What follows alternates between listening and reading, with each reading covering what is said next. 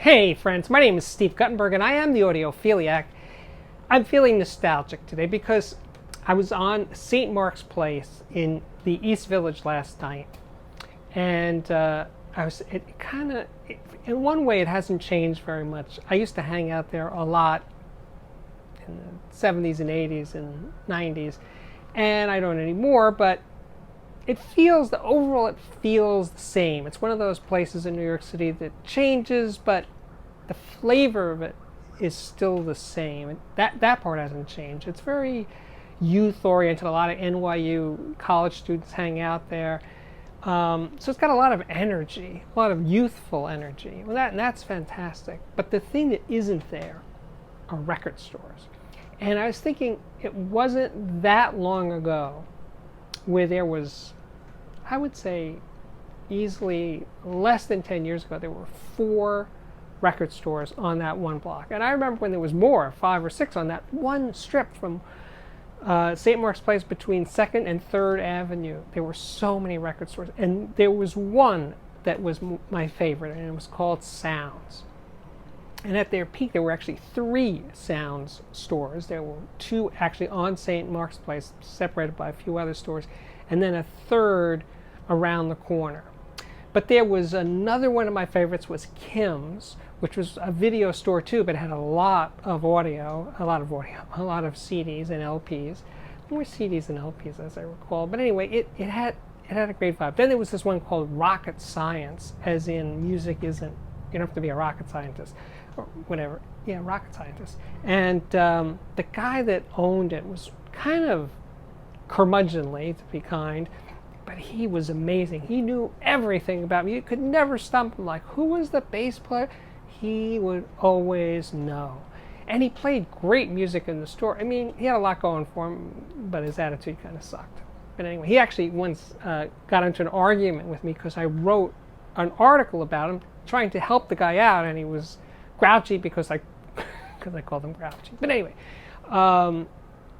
this block had so much music on it, and now there isn't any. Wow. You know, and in the Village, there was also a place that was one of my favorites called Other Music, which just closed a few years ago, and it was right across the street from Tower Records. And I always had the feeling, and I sort of asked the owners when I had the chance, whether Other Music was called Other Music because it wasn't the music that was in Tower Records. It was the harder to find music. So Tower Records was this gigantic block-long store on 4 floors. I mean, it was mammoth. And here's this little tiny store right directly across the street called Other Music. And it hung in there. Actually, it outlasted Tower Records by a good 10 years. But it is gone now, and I really, really miss that. And of course, you know, there was another one that still exists called Downtown Music Gallery, but it's moved a couple of times. And now I believe it's in Chinatown, and I like that place. It's just not a place that I go to because it's sort of out of the way in Chinatown. But there are still record stores in New York City. Academy is, I guess, my new place that I go to. It's not new, it's been there forever, but it's replaced all the others for me. And it's mostly used LPs and CDs, but there's some new stuff there. But I was just feeling nostalgic for when music, physical media was so spread out, so everywhere, so omnipresent. You know, if you were into music, you would shop at those places, and you would run into fellow music travelers in these places and become friends with people and have talks and learn about music from them. And those days are sadly mostly behind us, or behind us who remember it. Because if you're, an NYU college student and this is all ancient history to you, you literally don't know what you're missing, and you'll find your own way in music, and that's for sure. Music isn't going away. It's just changing, and change is good.